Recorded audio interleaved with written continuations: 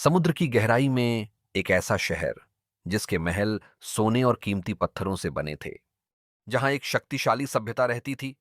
और फिर कहा जाता है कि एक भयंकर आपदा ने पूरी सभ्यता को समुद्र में डुबो दिया। इस खोई हुई सभ्यता का नाम था अटलांटिस। लेकिन सवाल है, क्या अटलांटिस वास्तव में मौजूद था? क्या आज भी समुद्र के नीचे उसके महल और सड़कें मौजूद हैं, या फिर यह दुनिया की सबसे प्रसिद्ध ऐतिहासिक कहानियों में से एक सिर्फ एक दार्शनिक कथा थी? आज हम जानेंगे अटलांटिस का असली रहस्य। अटलांटिस की सबसे पुरानी झात कहानी प्राचीन यूनानी दार्शनिक प्लेटो की रचनाओं में मिलती है। प्लेटो ने लगभग चौथी शताब्दी ईसा पूर्व में अपनी दो प्रसिद्ध रचनाओं टिमायस और क्रिथियास में अटलांटिस का वर्णन किया। उनके अनुसार अटलांटिस एक शक्तिशाली द्वीप राज्य था जो समुद्र के पार स्थित था। प्लेटो के वर्णन के अनुसार अटलांटिस अत्यंत समृद्ध और शक्तिशाली राज्य था। उसकी राजधानी में विशाल इमारतें, जलमार्ग, बंदरगाह और भव्य निर्माण थे। वह एक शक्तिशाली समुद्री साम्राज्य के रूप में प्रस्तुत किया गया है। लेकिन समय के साथ उसके शासकों में अहंकार और लालच बढ़ गया, और यहीं से कहानी एक विनाशकारी मोड़ लेती है। प्लेटो के अनुसार अटलांटिस पर एक भयंकर प्राकृतिक आपदा आई। भूकंप और समुद्री आपदाओं के बाद पूरा द्वीप समुद्र में समा गया। कहानी में यह घटना इतनी तेजी से होने वाली बताई गई है कि अटलांटिस को बचने का अवसर ही नहीं मिला। लेकिन क्या वास्तव में ऐसी कोई घटना हुई थी?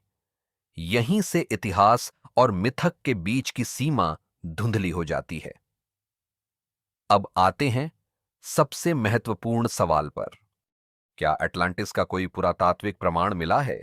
आज तक ऐसा कोई विश्वसनीय पुरातात्विक प्रमाण नहीं मिला है जो प्लेटो के वर्णन वाली अटलांटिस सभ्यता को सिद्ध कर सके।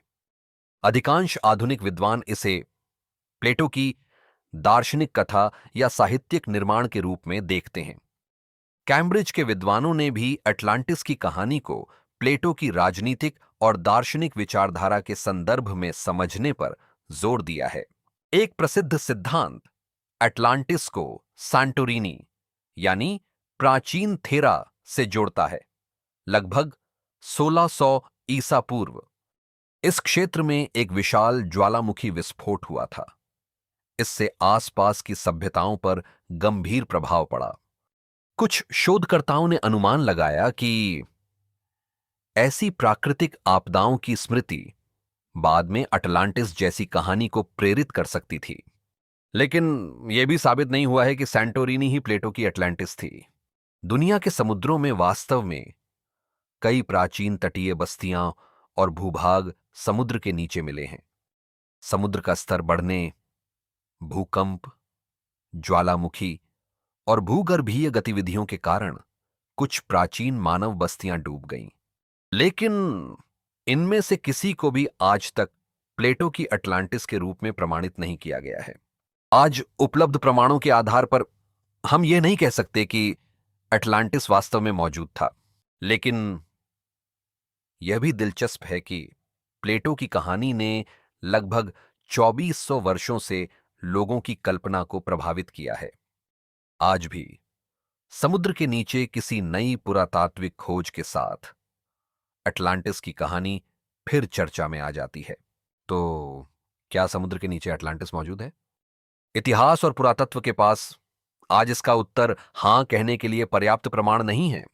सबसे मजबूत प्रमाण यही बताते हैं कि अटलांटिस की कहानी का मुख्य स्रोत प्लेटो की रचनाएं हैं, और आधुनिक विद्वानों का एक बड़ा वर्ग इसे दार्शनिक कथा मानता है। लेकिन शायद अटलांटिस का असली रहस्य उसका समुद्र के नीचे होना नहीं, बल्कि यह है कि एक कहानी हजारों साल तक इंसानों की कल्पना को कैसे जिंदा रख सकती है। और शायद समुद्र की गहराइयों में अभी भी ऐसी कई वास्तविक सभ्यताएं छिपी हों जिन्हें हमने अभी खोजा ही नहीं है। अगर आपको इतिहास, पुरातत्व और दुनिया के रहस्यमयी विषयों पर ऐसी तथ्यपरक डॉक्यूमेंट्री पसंद आती है तो वीडियो को लाइक, शेयर और सब्सक्राइब जरूर करें। कमेंट में बताइए, आपके हिसाब से अटलांटिस सिर्फ एक कहानी थी या किसी वास्तविक प्राचीन सभ्यता से प्रेरित थी? अगली वीडियो, माया सभ्यता का अंत। इतनी महान सभ्यता अचानक गायब कैसे हो गई?